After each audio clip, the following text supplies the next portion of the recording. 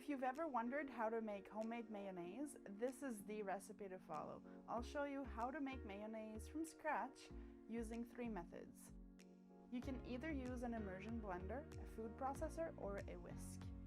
This homemade mayo is super creamy, smooth, and it's the best keto mayo you'll ever make.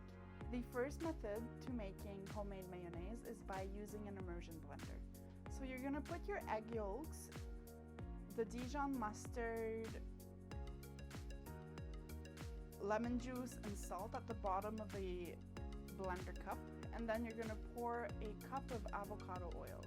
Now you can use any type of oil, it doesn't have to be avocado. If you're following a ketogenic diet, then you might want to use avocado, extra light olive oil, or coconut oil. You could even use MCT oil, but it can get quite expensive to use it, so most people just use avocado or olive oil. So the first thing you're going to do is put your stick into the blender and you're going to start pulsing it. As soon as you see the egg yolks getting thicker, this is when you're going to start moving the stick up and down. And that way all of that oil is going to transform into mayo. Now all of that takes about 25 seconds total until you have homemade mayonnaise. Using an immersion blender is definitely the fastest way to make homemade mayonnaise. And it gets pretty thick and it's really creamy. The second way to make homemade mayonnaise is by using a food processor.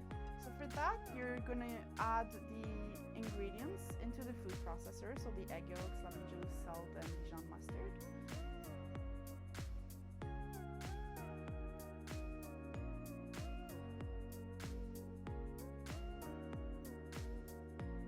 And then you're going to close the food processor and just pulse it a few times to mix the yolks with the spices.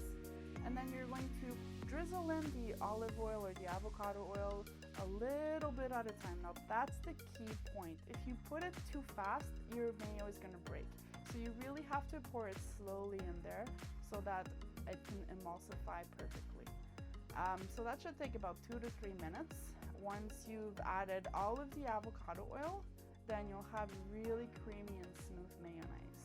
I find that using a food processor really makes it less thick than using an immersion blender. You can also customize it and add some garlic, chives, any kind of spices you want. It's really easy to make a mayoli with this base recipe. The third way to make homemade mayonnaise is by using a whisk.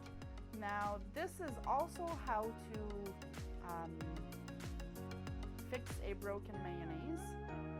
So you're just going to add a tablespoon of water in a large bowl, and in a separate bowl you're going to mix all of your mayonnaise ingredients, including the oil, and nothing is going to be mixed together. It's just going to be like some clumpy oil.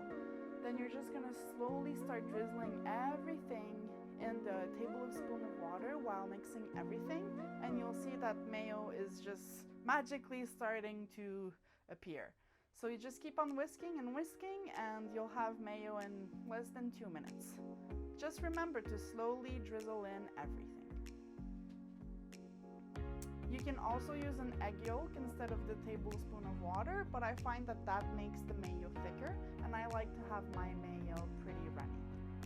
Now, which way was your favorite to make mayo? Let me know in the comments below. Did you like the immersion blender method, the food processor method, or the whisk method? Please let me know and let me see your homemade mayonnaise recipes.